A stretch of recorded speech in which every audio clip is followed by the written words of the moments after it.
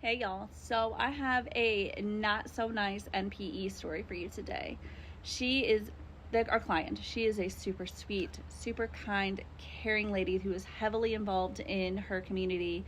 And so when she came to us, my heartstrings were just like screaming for her to get to a happy ending. Like, she was so sweet and so kind. And so we get her tree, we get her DNA, we get everything sorted, we get everything together, we land on the biological father line. One grandparent line was easy to see, the second one not so easy to see, so we had her upload her raw data from Ancestry onto MyHeritage, and so we were waiting for that to populate. I think it took like 2 days for that to populate, and she had a 400 centimorgan match on there that unlocked that second grandparent line to tie everything together. So once we had that information, we were able to get their children in the tree. So one of their children is biological father. They had 2 sons.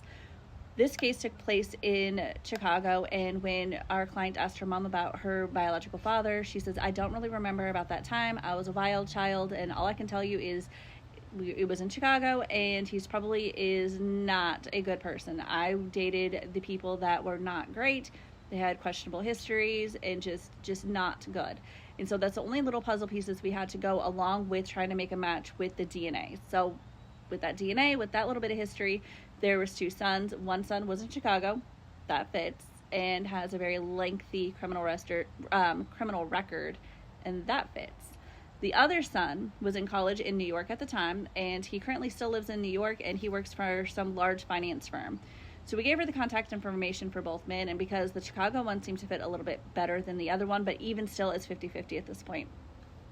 She contacts a gentleman that's from Chicago. He's living at home with his parents still, and he just was not nice. First, she started the conversation with, hi, my name is so-and-so, and my mother's name is this. Do you remember my mom? He was like, no, I don't remember your mom. That doesn't sound familiar. How can I help you? And then she tells him that there's a possibility that you're my biological father or my uncle, and he just loses it. Completely calls her out her name, calls her mom out her name, and remember, he doesn't even remember her mom. Like, she asked the mom's name and he didn't remember, and he's cussing her all up and down, saying what kind of person she is. Like, no, absolutely not, unacceptable, whatever. So she just like, whatever, like, have a great day, whatever, and just ends that conversation completely. She doesn't engage anymore. She contacts the brother that is in New York, says, hey, my name is so-and-so, do you remember my mom? He says, no, how can I help you? And she goes into the spill again. He's like, I don't believe I'm your biological father. However, I'm here to help you in any way that I can. I will do a DNA test. And so they did a LabCorp test. And the little caveat about LabCorp tests is it's either going to tell you you are not the biological father, or you're the biological father with this percentage range. It's not going to tell you if you're a half uncle. So with this person testing, he did not come back as a biological father. It does not tell you that he's an uncle or half uncle, a cousin, a nephew, whatever. It doesn't tell you that you're related whatsoever. It's either you're the father or you're not. That's basically the extent of that. So he says, I'm not your biological parents, but let me work on my brother. Let me see if I can get him to agree to test. And so he called him up and he agreed to test. He did the test. He drug his feet to do the test, FYI. It took him about 2 months to get this test done. He kept saying he mailed it in. He kept saying that he went to the lab. He said, I did it in person. Then I mailed it in. And then I did this. And then it was just a runaround. And finally, he sent it in. He was tired of, I guess, his brother nagging him to get it done. And so he sent it in.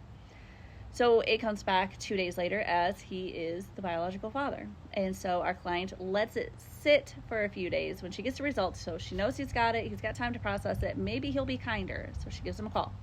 No, he was even more mean and ugly and nasty and just downright hateful to her and made her cry.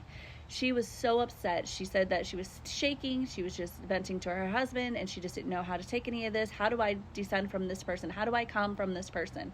I am not like that. And I was like, thank gosh you're not like that, because he's awful. So he got one of those confetti be kind cards in the mail, because that's not how you treat human beings. We don't do that.